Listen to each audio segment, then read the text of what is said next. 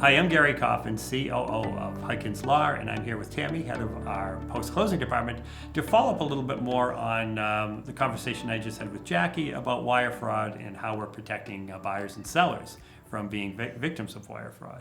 So Tammy, you are really our last line of defense for wire fraud.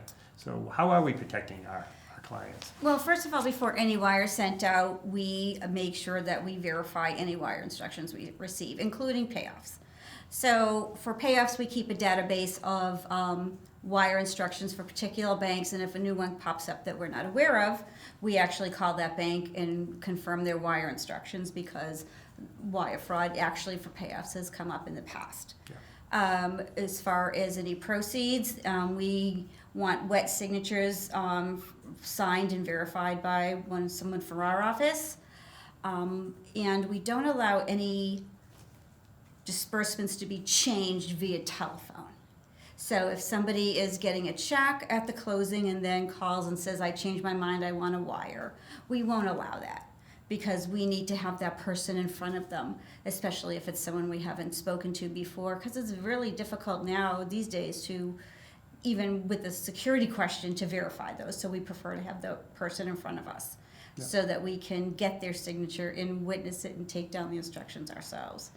Even if we receive them from an attorney's office, we'll call the attorney's office, we'll verify those instructions just in case they get intercepted. Any wire instructions we receive via email must be verified, because that's often where the instructions are intercepted by hackers, and that's where the most fraud takes place.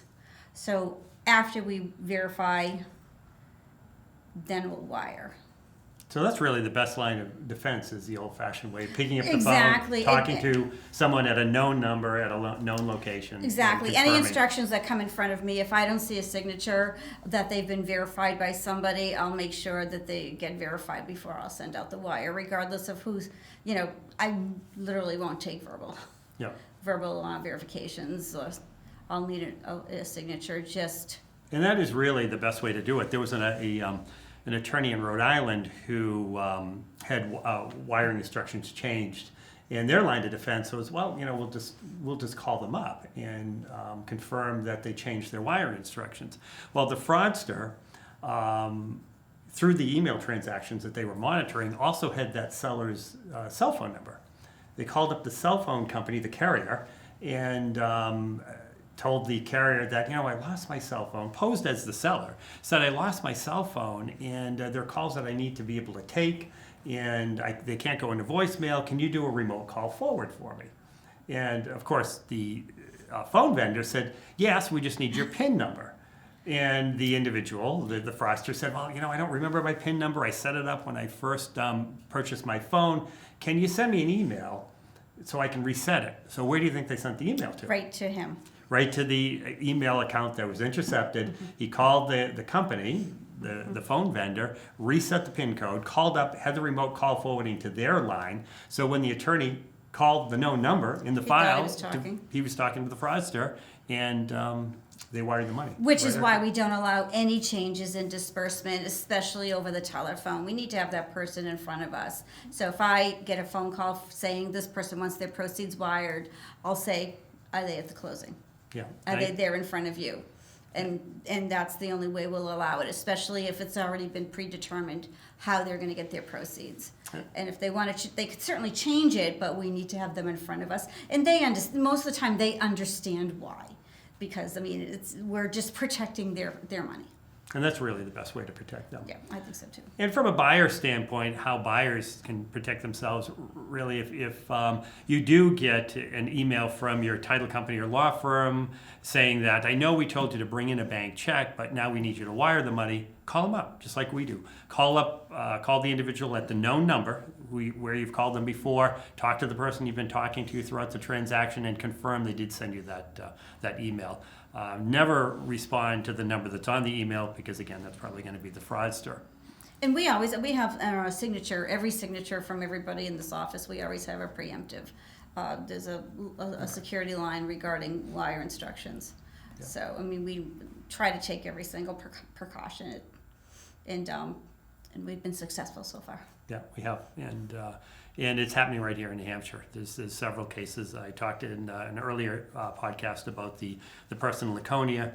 There was one in the Lakes region area that also. This was another buyer who lost a substantial sum because they were told to wire the money, and they never did recover. Fortunately, the person in Laconia did recover the money. It just took about 3 months for them to get made whole. The biggest culprit is pressure and speed. If somebody feels pressured that they have to get something out right away, often they'll skip steps, and that's actually like a red flag. So if they feel pressured, if they're trying to get things done quickly and don't pay attention to the small detail, that's typically when a mistake is going to get made. So to recap, there are two ways. People wire funds to us and we wire funds out.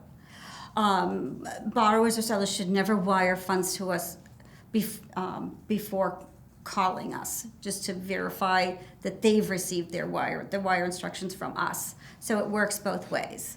And then before we send out any wire, we make sure that those wire instructions on that wire form have been verified by somebody in our office with a wet signature. We don't allow any changes to be made once the disbursement has been determined, unless we have that person in front of us so we can get a wet signature. And as far as payoffs as well, we always make sure that we verify before sending funds to an unknown bank that we're paying off. So there are several layers and several steps, but we always try to keep consistent.